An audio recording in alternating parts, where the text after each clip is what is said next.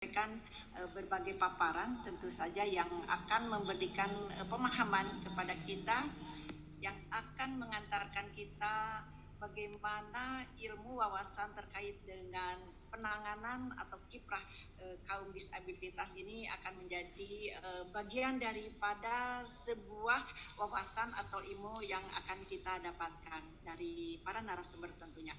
Dan tentu saja masih dalam rangka kegiatan Hari Disabilitas Internasional 2022 ini, tentu webinar ini akan semakin mewarnai dari seluruh rangkaian kegiatan peringatan Hari Disabilitas Internasional tahun 2022, semerkah dengan temanya Senyum Disabilitas Jawa Barat untuk Indonesia. Jadi tentunya hari ini kita akan semakin menebar senyum, akan semakin menebar manfaat, akan semakin membukakan mata hati kita untuk sebuah ilmu yang pastinya akan bermanfaat. Baik Bapak Ibu para peserta yang saya hormati, saya kira kita ingin efektifkan waktu sedemikian rupa sehingga tepat pukul 12 kita bisa menyudahi kegiatan ini dengan berbekal ilmu pengetahuan wawasan dari para narasumber. Berikut kami akan langsung dipersilahkan kepada narasumber pertama, yaitu Ibu Julaiha Sukmana Esos MKesos, yang izin saya ingin membacakan sedikit di daftar riwayat hidupnya. Nama Ibu Julaiha Sukmana Esos MKesos, tempat tanggal lahir Jakarta 30 Juni 1972, jenis kelamin perempuan, kewarganegaraan Indonesia, status menikah, dan alamat di Jalan Senam 1 nomor 8 Arca Manik, Kota Bandung. Nah, adapun terkait dengan pendidikan, secara formal beliau menamatkan di LPS Amik jurusan Public Relation, kemudian beliau juga di STI Aklan jurusan Administrasi yang lulus tahun 98, kemudian beliau juga menamatkan S2-nya di Unpad FISIP pada jurusan Kesejahteraan Sosial. Adapun di non formalnya beliau sempat menikmati pendidikan formal pada manajemen kehumasan dari Kementerian Perhubungan Republik Indonesia, kursus MC, kemudian public speaking dan manajemen kepemimpinan serta implementasi pendidikan inklusif. Adapun pengalaman kerja ini seabrek banget Ibu Bapak, jadi izin saya hanya akan membacakan dua. Ibu Bunda Juju mohon maaf karena kalau dibacakan ini butuh waktu 1 hari dari pengalaman kerja dan kiprahnya. Adapun pengalaman kerja beliau sampai saat ini adalah sebagai pembina LKS Yayasan Biruku Indonesia. Selanjutnya beliau juga memiliki sebuah lembaga yaitu Rumah Autis Hasanah Bandung, dan pada saat ini beliau adalah berkedudukan sebagai kepala cabangnya. Nah, Ibu Bapak para peserta, saya kira kita bisa langsung dipersilahkan kepada narasumber pertama, Ibu Julaiha Sukmana Esos MKesos, yang membawa materi dengan judul Pendampingan Orang Tua bagi Anak Berkebutuhan Khusus. Disilakan Bunda Juju dan Ibu Bapak, mari kita simak. Terima kasih. Iya, terima kasih yang terhormat dan tersayang kakak saya tercinta Bunda Esther yang sudah memulai memoderatori kegiatan ini. Yang terhormat mungkin Bapak Kepala Dinas sudah meninggalkan tempat, mudah-mudahan tetap bisa menyimak di dengan online. Bapak Dodo semoga sehat selalu, terima kasih sudah membuka acara ini. Kemudian Bapak Kabid Resos, Bapak Supriyadi, panitia HDI, kemudian seluruh panitia kegiatan webinar ini, serta para teman-teman di seluruh wilayah Jawa Barat. Saya rasa ini banyak sekali yang hadir, ada 11 layar ya. Insya Allah ini semua teman-teman saya di lapangan dan para pemimpin komunitas. Sebelumnya saya ingin mengucapkan syukur kehadirat Allah Subhanahu wa Ta'ala karena pada kesempatan ini saya bisa hadir di sini gitu, sebagai narasumber, tapi tepatnya mungkin hanya sekedar sharing ya, karena saya rasa teman-teman juga jauh punya ilmu pengetahuan dan pengalaman yang lebih dari saya. Baiklah, hadirin peserta webinar, sebelum saya memulai, izinkan saya membacakan sebuah pantun berkaitan dengan hari disabilitas. Naik ke panggung, untuk pentas. Apa daya jatuh ke lantai. Boleh bilang cakep ya. Kemudian jangan pandang rendah disabilitas karena mereka juga butuh dicintai. Selamat Hari Disabilitas Internasional tahun 2022. Semoga apa yang kita harapkan tentang penghormatan, perlindungan, dan pemenuhan hak penyandang disabilitas dapat terpenuhi dengan baik. Oke, pada operator mungkin bisa dimulai slide-nya. Tadi sudah diperkenalkan panjang lebar sama Bu Esther. Saya Bunda Juju. Saya akan membawakan akan sharing ya materi mengenai pendampingan orang tua terhadap anak berkebutuhan khusus. Mangga slide-nya bisa ditampilkan sambil menunggu slide. Saya rasa ini materi bukan hanya untuk orang tua yang memiliki anak berkebutuhan khusus. Mudah-mudahan kita semua juga jika memahami apa yang terjadi oleh orang tua berkebutuhan khusus, jadi kita bisa memahaminya sehingga bisa memberikan perlakuan yang sesuai dengan yang diharapkan para keluarga yang memiliki anak berkebutuhan khusus. Apakah slide-nya sudah bisa ditayangkan?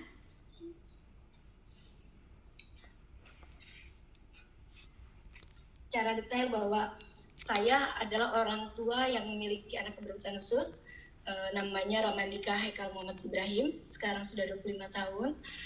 Dialah anugerah terindah saya yang membawa saya hadir di tengah Bapak Ibu semuanya. Jadi kalau kita bicara mengenai pendampingan anak berkebutuhan khusus, itu ada 3 hal yang tidak lepas yang saya alami. Pertama adalah masa penolakan. Saya rasa semua teman-teman yang sama seperti saya memiliki kebutuhan khusus pasti mengalami 3 fase ini. Fase penolakan atau denial, kemudian ada fase penerimaan, udah accepted ya, kemudian ada fase penataan. Nah ini alhamdulillah sudah tayang ya, teman-teman sudah tayang semua. Oke, ini tadi saya kenalkan anak saya Ramandika Haikal Muhammad Ibrahim, sekarang 25 tahun. Kalau diperhatikan yang tengah, ini masih kecil sekali, dia belum bisa berkomunikasi dengan baik waktu itu usia SD, karena kebetulan kami IB dibesarkan di United States, dan ini juga yang akan saya sharing apa yang saya dapat di sana ketika membesarkan anak berkebutuhan khusus. Kemudian yang atas itu IB di Thailand, dia ikut bersama mahasiswi Unpad English Club di Universitas Chulalongkorn. Kemudian yang di bawah IB ketika di karantina mengikuti lomba, dan yang paling atas sekali sebelah kanan, alhamdulillah dia mewakili Indonesia mendapatkan anugerah atau gelar the best performance di Global AIT Challenge China. Waktu itu berempat bersama teman-teman tuli, kemudian disabilitas fisik, dan satu lagi temannya salah. Jadi ada 4 yang pergi ke Guangzhou, China untuk mengikuti perlombaan internasional. Kenapa saya cerita ini gitu ya? Karena saya pikir yang dulunya saya tidak pernah bermimpi. Tadi saya bicara masalah penolakan, yang dulu saya menolak.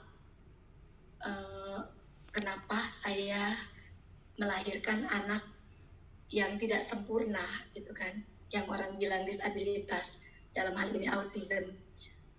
Tidak menyangka bahwa dia yang hingga sekarang adalah sesuatu hal yang paling saya syukuri, satu hal yang menjadi anugerah terindah yang membawa saya bisa kenal dengan Bu Esther, dengan Pak Kadis, dengan Pak Kabit, dengan Neng Kitra, dengan semua teman-teman, termasuk aktivis dan praktisi, penggiat yang berkegiatan dengan disabilitas, dan lebih luas lagi.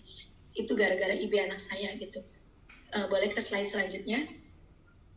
Perkenalan sedikit dari saya. Nah ini yang tadi saya ceritakan, Bapak Ibu, teman semuanya, ini sekedar sharing gitu ya, apa yang saya alami. Kemudian secara teori juga banyak dipresentasikan oleh akademisi bahwa memang ada 3 tahap gitu yang dilalui oleh orang tua dengan penyandang disabilitas. Mudah-mudahan dengan memahami ini, para pekerja di lapangan, para pengambil keputusan, dan masyarakat pada umumnya bisa paham bagaimana sesungguhnya keadaan orang tua atau seorang ibu terutama ketika dia mendapatkan anak disabilitas. Karena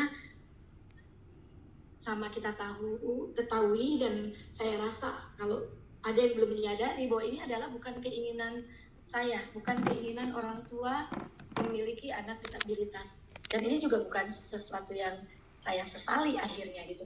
Nah, masa penolakan ini berat sekali, bisa selesai 10 tahun, bisa seumur hidup, karena kita menolak.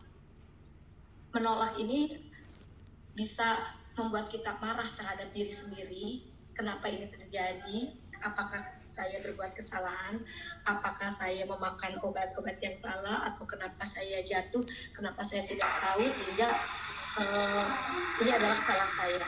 Atau menyalahkan orang lain, menyalahkan keluarga, ini sepertinya turunan gitu kan, mungkin turunan dari suami atau turunan dari kita sendiri, dan bahkan yang paling parah kita menyalahkan yang maha kuasa gitu. Nah, proses penolakan ini bisa berdampak sangat fatal gitu.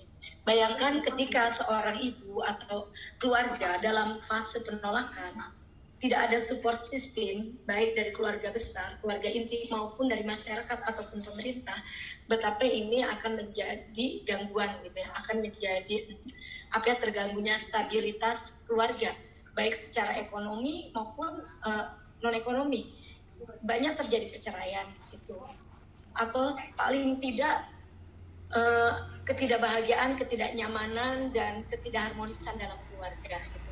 Ini ketika dalam masyarakat belum lagi nanti ada bullying, ada diskriminasi, nanti dari kebijakan juga belum berpihak kepada pemerintah, betapa terpuruknya seorang ibu atau keluarga ya, karena saya sering bilang ibu karena seringnya ibu yang ada dalam rumah ini. Lanjutnya ke fase kedua, ini udah fase yang sudah bisa menerima, meskipun pada kenyataannya fase penerimaan ini rata-rata belum sepenuhnya 100% ikhlas gitu ya. Tapi ini manusiawi, ada yang sudah menerima 20%, 50%, 100%, ada yang sudah benar-benar ikhlas lillahi ta'ala. Tapi ini juga berkaitan dengan iman seseorang. Ketika iman lagi bagus, kita benar-benar menerima, ya Allah memang ini jalannya gitu kan. Dan akhirnya setelah penerimaan kita berpikir langkah apa nih yang terbaik gitu kan. Tidak ada yang salah dengan anak yang engkau anugerahkan.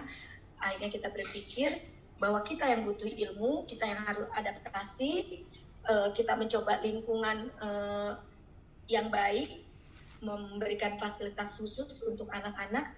Ini ketika sudah di tahap penerimaan. Nah, nanti masuk ke fase ketiga, tahap penataan. Wah, ini udah enak sekali gitu ya.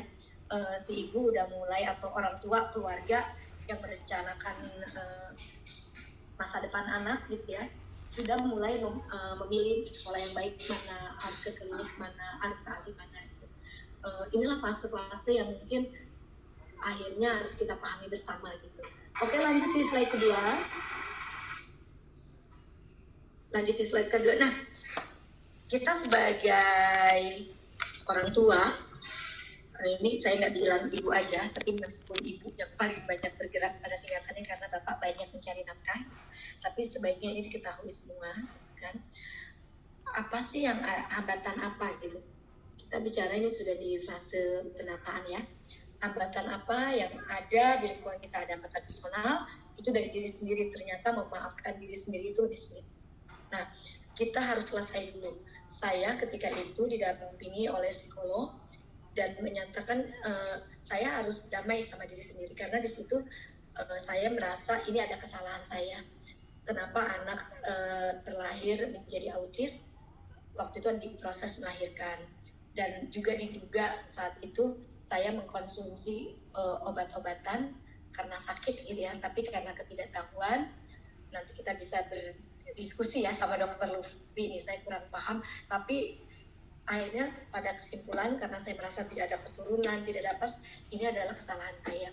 Nah, proses dalam diri sendiri itu berat gitu. Memaafkan diri sendiri berat. Jadi kita perlu dukungan keluarga, perlu dukungan suami, perlu dukungan ahli gitu, sehingga ini bisa let it go begitu. Kalau kata zaman sekarang kita move on, kalau kata udah move on, yang ini sudah terjadi, lebih baik apa yang ada di depan mata kita selesaikan. Tapi memang tidak semudah itu, ini juga perlu proses yang panjang. Kemudian hambatan yang kedua dari keluarga, banyak sekali saya sendiri merasakan dari keluarga pihak suami gitu ya, kadang bilang kayaknya di keluarga kita nggak ada ya turunan yang seperti ini gitu kan. Itu saya yang gitu kan ngerasa aduh ini saya nih yang disalahkan. Sebaliknya misalnya dari keluarga saya kayak ini dari mana ya gitu ya, meskipun nggak menyebutkan. Jadi ini bisa saling menyalahkan, apalagi ketika keluarga membanding-bandingkan. Ibe udah bisa apa ya gitu ya, atau anak kita udah bisa apa ya, ini udah 7 tahun gitu kan. Atau ini juga nih ada masuk baik kekurangan fisik ya, kalau kita ngomong autis, fisik, apapun itu kekurangan yang katanya disebut undang-undang itu disabilitas. Terus teman-teman lebih suka kita menyebut difabel gitu ya. Kenapa ini terjadi, dibanding-bandingkan, kenapa belum bisa bicara, atau kalau anak yang fisik kenapa tangannya tidak lengkap, kenapa kakinya cuma satu, atau kenapa kecil sebelah. Nah ini yang membuat kita semakin terpuruk. Lanjut lagi hambatan lingkungan. Hambatan lingkungan juga nggak sedikit kontribusinya gitu ya terhadap keresahan atau kesulitan atau kesedihan, dan membuat ini semakin terpuruk. Stigma di masyarakat itu keras sekali. Stigma negatif di masyarakat itu kadang kejam gitu ya.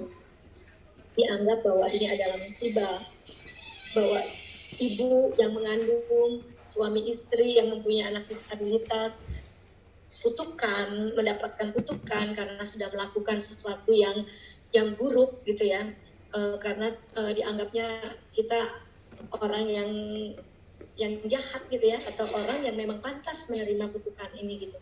Ini berat sekali, membuat orang tua tidak mau keluar rumah, atau anak saya disembunyikan saja gitu. Kemudian yang keempat itu hambatan regulasi. Kita bersyukur sudah ada Undang-Undang Nomor 8 Tahun 2016 tentang disabilitas. Kemudian pemerintah juga, meskipun kalau menurut saya ini agak telat sejak 2016, baru 2019, dan 2020 dilengkapi 6 peraturan pemerintah dan 3 perpres ya. Jadi ada 9 peraturan yang turun ke bawahnya, dan mudah-mudahan dalam kesempatan ini di Jawa Barat khususnya para pemegang keputusan yang duduk di Gedung Sate maupun di Dinsos, undang-undang kita yang ada tentang disabilitas perdanya sudah ada, tapi sepertinya harus menyesuaikan dengan undang-undang disabilitas yang sekarang. Ya mudah-mudahan nih melalui kegiatan ini, melalui AD ini, tadi juga Bapak Kadis menghimbau, mudah-mudahan ini jadi satu bentuk perhatian terhadap kita, keluarga disabilitas, kaum difabel, untuk lebih mendapatkan perhatian, sehingga penghormatan, perlindungan, dan pemenuhan hak-hak penyandang disabilitas ini bisa benar-benar diwujudkan, diimplementasikan dengan baik gitu, dan dengan tujuan. Oke, slide selanjutnya. Ini ada hal-hal yang sebaiknya dilakukan gitu ya untuk meminimalisir hambatan-hambatan bagi anak berkebutuhan khusus. Sesuai dengan pengalaman saya membaca literasi juga gitu kan, ternyata pola asuh itu yang nomor pertama gitu kan. Ini sama dengan pola asuh anak non disabilitas, anak non difabel, hanya ada kebutuhan khusus, ada treatment khusus untuk anak-anak kita, baik autism, kemudian teman-teman yang fisik, yang disabilitas sensorik, kemudian mental, intelektual, ini sama. Pola asuh ini sangat penting. Nah, berarti orang tua harus belajar gitu, bagaimana memberikan pola asuh yang baik. Kemudian kita juga, kalau saya menyarankan gitu ya, nanti juga ada tenaga peksos atau pendamping disabilitas, sebaiknya orang tua itu punya rencana dan tertulis. Kadang kalau nganggapnya udahlah orang tua bukan sekolahan gitu ya, bukan lulusan sarjana atau apa, nggak usah pakai tulis-tulis lah, biar mengalir aja gitu pendampingan atau perencanaan. Kalau saya waktu itu ditulis karena kita lupa gitu, gampang lupa. Jadi rencana itu saya tulis. Membuat target juga realistis gitu. Karena kalau target anak saya autis termasuk kategori yang low function atau yang berat, tapi agak mau menuju sedang gitu ya. Jadi saya buat targetnya enggak yang autis ringan, enggak yang apalagi disamakan dengan anak non disabilitas gitu. Karena apa? Target yang tidak realistis membuat kita frustasi. Saya sudah 2 tahun, 3 tahun terapi. Saya sudah memberikan kebutuhan-kebutuhan untuk ini. Saya sudah melakukan pendampingan ini. Kok hasilnya nggak ada ya, nggak signifikan. Nah ini ketika target yang kita tulis, yang kita tetapkan tidak realistis sudah bikin frustasi. Kemudian yang ketiga penting, pentingnya kita benar-benar harus menerima keberadaan anak sesuai adanya. Ini tadi ya harus sudah di accepted ya, sudah di penerimaan. Karena penerimaan keberadaan yang ikhlas, yang tidak menjadikan lagi ini suatu yang jadi pertanyaan gitu, kenapa begini, kenapa begitu, itu membuat kita bisa fokus dan melakukan pendampingan. Jadi kita nggak berpikir anak ini begini, kenapa anak saya kelas 2 SD kok beda dengan yang ini dengan ini. Kalau kita menerima apa adanya, jadi tadi kita bikin perencanaan, kemudian kita menata harus kemana, harus bagaimana, itu memang ada khusus sebaiknya memang didampingi oleh ahli. Terus kita juga sebagai orang tua harus mampu mendorong anak untuk menjadi mandiri. Seringkali kita karena anak berkebutuhan khusus, kita banyak memberikan permakluman, kemudian banyak udah amal tetehnya aja, IB, saya contoh IB aja ya, atau anak siapa saja, anak difabel, dia mah nggak akan bisa melakukan ini gitu. Jadi itu juga nggak membuat dia mandiri, karena dia tidak punya kesempatan untuk melakukan sesuatu. Ini juga penting banget. Saya selama 20 tahun gitu ya bersama ibu-ibu di Yayasan Wilku dan di tempat-tempat lain juga seringkali salah kaprah gitu. Sayang berlebihan sehingga tidak boleh melakukan ini itu, takut bahaya gitu kan. Jadi anak tidak punya pengalaman salah, tidak punya pengalaman melakukan sesuatu sendiri, jadi dia bergantung. Kemudian ajarkan anak untuk menikmati pengalaman melakukan kesalahan yang tadi berkaitan. Jadi dengan kita memberikan kesempatan anak jadi mandiri. Dengan kita memberikan kesempatan anak melakukan sesuatu, lakukan saja seperti anak-anak pada umumnya gitu kan. Nanti dia akan menemui kesalahan. Kalau yang tidak punya tangan misalnya, dia kan akan belajar dengan kakinya. Terus kemudian mungkin pecah gelas ketika dia mengambil gelas gitu kan. Kemudian untuk anak autis dia belum fokus, begitu juga yang lain, berilah kesempatan untuk dia salah gitu. Mungkin resikonya jadi mecahin gelas, mungkin resikonya jadi berantakan. Nah kebanyakan orang tua di samping salah juga nggak mau repot gitu.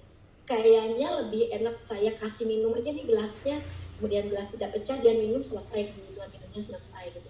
Dibandingkan nanti pecah, resikonya saya harus nyapu gitu kan, harus bersih-bersih. Nah ini yang sering sekali tidak sadar gitu orang tua lakukan, bahwa ini sebenarnya nggak mungkin. Kemudian langkah yang keenam, ajak seluruh anggota keluarga untuk menjadi tim ya. Seringnya cuma ibu ya Bentar Juju, waktunya 3 menit lagi. Oke, nggak banyak ini. Ajak seluruh anggota keluarga untuk menjadi tim. Jadi terlibat secara penuh pada program-program yang akan diberikan. Bukan cuma ibu sendiri. Jadi ketika awal tuh harus komitmen ayah, ibu, adik, semua juga harus jadi tim. Itu lanjut. Kita tinggal 2 atau 3 slide dikit lagi.